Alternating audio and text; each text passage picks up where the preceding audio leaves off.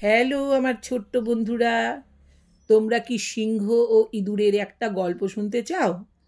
মিভান কিন্তু আমার কাছ থেকে এই গল্পটি শুনছে। তোমরা এই গল্পটি শুনে নিজেদেরকে সমৃদ্ধ করতে পারো। আমি গল্পটি বলছি তাহলে। এক বনে এক সিংহ ছিল।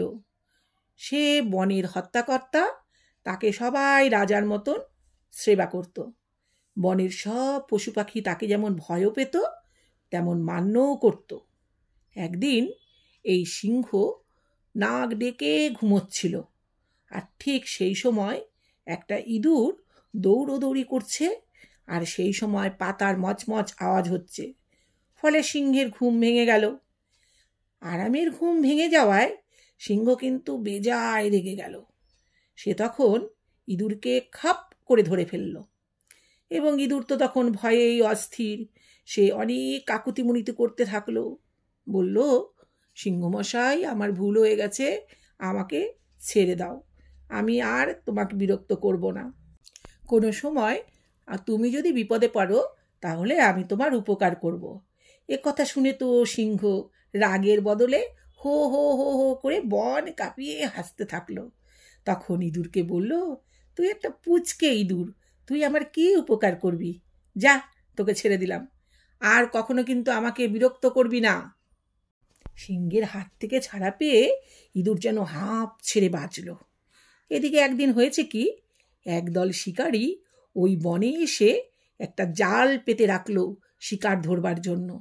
আর সিংহ মশাই তো না বুঝেই সেই জালের মধ্যে বন্দি হয়ে গেল। আর তখন সেখান থেকে অনেক চেষ্টা করেও সিংহ বেরোতে পারল না। শিকারীরা তখন শক্ত একটা জাল দিয়ে গাছের সঙ্গে সেই সিংহকে বেঁধে রাখল।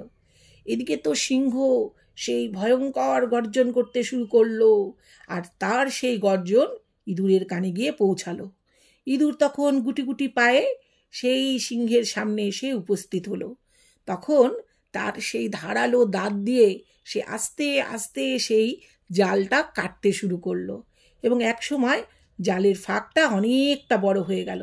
তখন সিংহ সেই ফাঁক দিয়ে বেরিয়ে এলো। বেরিয়ে এসে সে তখন ইঁদুরকে অনেক ধন্যবাদ দিল। ইঁদুর তখন বলল, দেখো, একদিন তুমি আমাকে পুচকি বলে অনেক তুচ্ছ তাচ্ছিল্য করেছিলে, কিন্তু দেখো, এই ছোট্ট ইঁদুরই কিন্তু এখন তোমার উপকারে এলো। বলবান হলেও দুর্বলকে কখনো অবজ্ঞা করতে নেই এবং হেয় করতে নেই, কারণ এই দুর্বলও কিন্তু কখনো কখনো বলবানের কাজে আসতে পারে।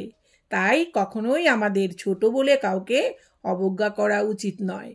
তোমরা এই গল্পের থেকে যে শিক্ষা নিলে, তোমরা নিজেদের জীবনে সেটা প্রয়োগ করো। টাটা। তোমরা সবাই ভালো থেকো, সুস্থ থেকো, এবং আমার গল্প শুনতে চাইলে আমার পেজটিকে তোমরা সাবস্ক্রাইব করে দিও।